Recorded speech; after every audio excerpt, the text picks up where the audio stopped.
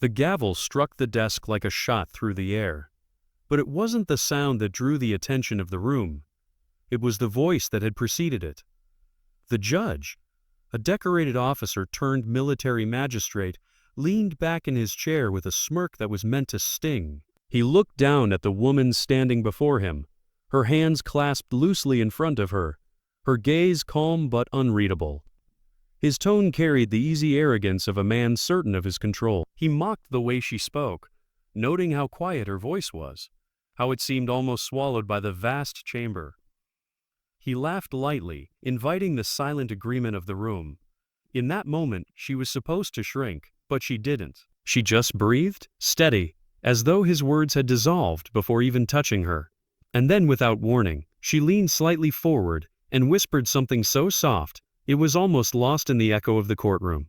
It was a single word. No, a name, her call sign. The shift was instantaneous.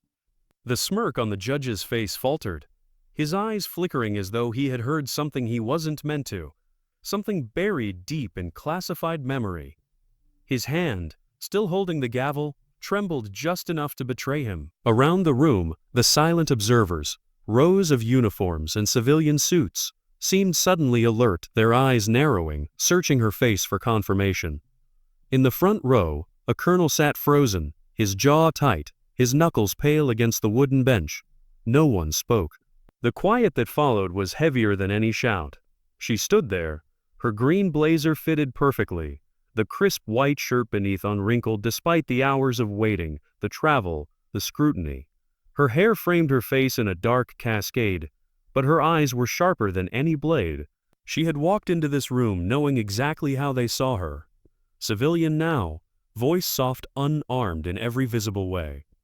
And yet, she had also walked in knowing that the truth she carried was more dangerous than any weapon. The quiet was her choice. It always had been. Years ago, long before the press would photograph her stepping out of the shadows, she had been something no one could quite reconcile with her current form. The desert nights had been cold enough to freeze the breath in her lungs. Yet she'd moved through them with precision, each footstep calculated, every choice measured. She remembered the smell of burning sand, the metal tang of spent casings on the wind, the sound of distant thunder that wasn't thunder at all. Her team had been small, each one chosen for skills that didn't make it into official records. They called her by a name that meant nothing to civilians, but could stop a seasoned operator mid-sentence. She'd earned it one night under a black sky, when the odds said she wouldn't come back.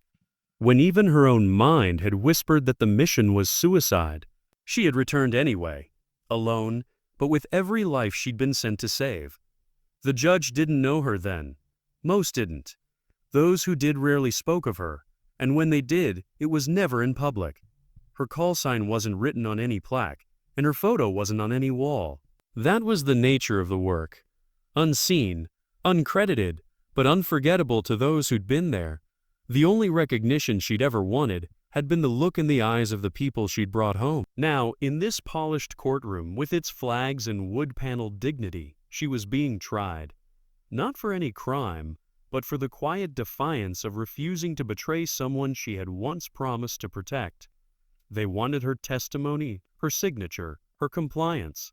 They wanted her to make the kind of choice that eroded the soul grain by grain. She could have spoken earlier, could have explained the things they were trying to corner her with, but explanations had never been her weapon. Silence had. The room around her was a gallery of complicit faces. Some looked away, unwilling to be caught in the gaze of the woman they were content to let stand alone. Others watched her with a mild curiosity, as though she were a curiosity herself, an artifact from a war they'd only seen in sanitized reports. The judge, sensing his audience, had pressed his advantage, speaking to her as if to a child who did not understand the seriousness of the moment. She understood perfectly. It was he who didn't. When she finally spoke her call sign, the judge's expression shifted from condescension to something else entirely.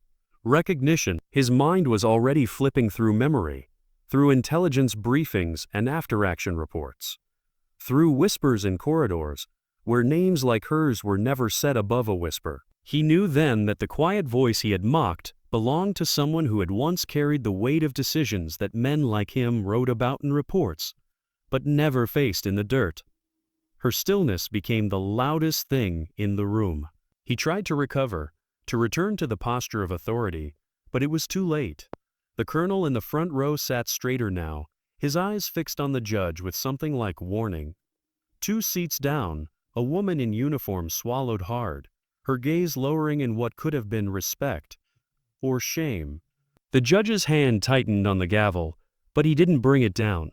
He was looking at her differently now, not as a witness, not as a subordinate to be managed, but as an equal in a realm he no longer wished to tread. Her file, he now remembered, wasn't just sealed. It was locked behind layers of clearance even he couldn't touch, and the people who could access it didn't like their assets being humiliated in open court. She didn't gloat, her face didn't change. The satisfaction wasn't in humiliating him. It was in preserving the promise she'd made long ago, one that no rank or robe could make her break. That was the thing about true strength. It didn't need to be performed. It simply existed, immovable, like bedrock under the shifting sands. The silence stretched until it felt like the whole room had forgotten to breathe. Then slowly the judge set the gavel down. Not with a bang, but as if placing something delicate back where it belonged. The hearing dissolved not in a flurry of words, but in the slow, reluctant acknowledgement that there was nothing more to demand from her. She had already given more than they would ever understand. As she turned to leave, no one stopped her. A few stood, not in protest but in an instinct they didn't fully understand, an unconscious act of respect that rippled through the room. She walked past them without hurry, her eyes forward, her steps even.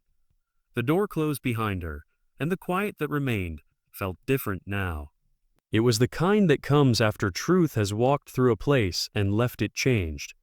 In the years to come, some who had been in that room would tell the story of the day the judge dropped his gavel. They would speak of the moment.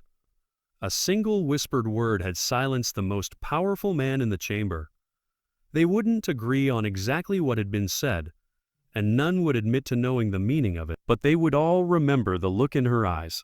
That calm, unshakable gaze of someone who had fought battles most would never see, and had won them without needing to prove it to anyone. And somewhere, beyond the reach of courtrooms and microphones, her name, the real one, would remain unspoken as it was meant to be. But the call sign, that would live on, carried quietly among those who understood that the softest voice can sometimes leave the deepest mark.